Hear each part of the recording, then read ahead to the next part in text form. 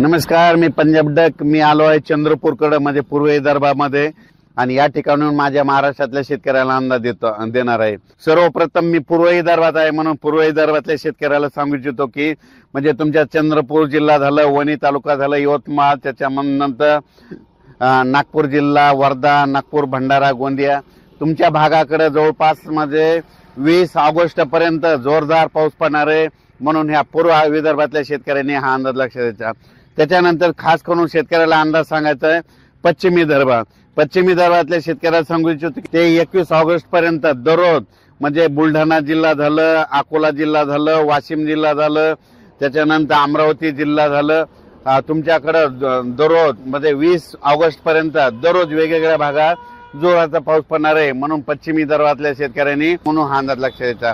त्याच्यानंतर मराठवाड्यात आज सकाळपासूनच पाऊस सुरू झालेला आहे.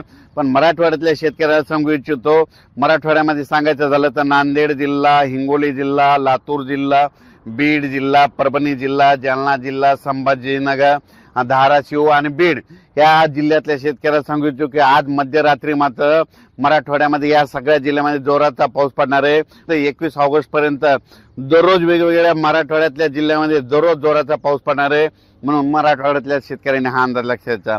आता त्याच्यानंतर मराठवाड्यामध्ये संभाजीनगर देखील खूप पाऊस पडणार आहे म्हणून ही अंदाज लक्षात द्यायचा. त्याच्यानंतर सांगायचं झालं तर सगळ्यात महत्वाचं उत्तर महाराष्ट्र, कारण की उत्तर महाराष्ट्रामध्ये काय झालं, नंदुरबार जिल्हा झालं, धुळे जिल्हा झालं, जळगाव जिल्हा झालं, नाशिक जिल्हा झालं, त्याच्यानंतर निपाड तालुका, चाळीसगाव तालुका, त्याच्यानंतर येवला, कोपरगाव या भागामध्ये काय झालं म्हणजे पाऊस खूप कमी आहे.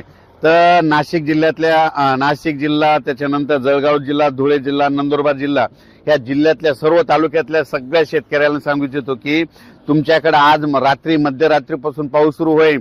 पण तुमच्याकडे मात्र जवळपास 21 ऑगस्ट पर्यंत धो पाऊस पडणार आहे. तुमच्या इकडे मुसळधार पाऊस होणार आहे. अतिवृष्टी देखील तुमच्या धुळे जिल्हा, नंदुरबार जिल्हा, जळगाव जिल्हा, नाशिक जिल्हा, अहिल्यानगर भागात होणार आहे. म्हणून हा अंदाज लक्षात घ्यायचा.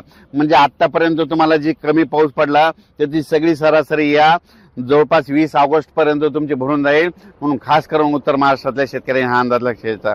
त्याच्यानंतर कोकणातला पाऊस कायमच स्वरूपी राहणार आहे. म्हणजे कोकणातला सगळीकडे पाऊस राहणार आहे.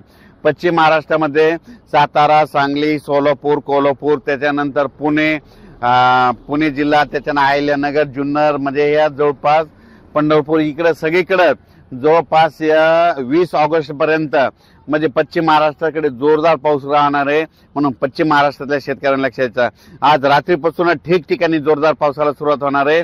म्हणून हे अंदाज लक्षात द्यायचा. काही ठिकाणी 8 वाजता पाऊस सुरू होईल, काही ठिकाणी 10 वाजता सुरू होईल, काही ठिकाणी 2 वाजता सुरू होईल. म्हणून हा अंदाज लक्षात द्यायचा.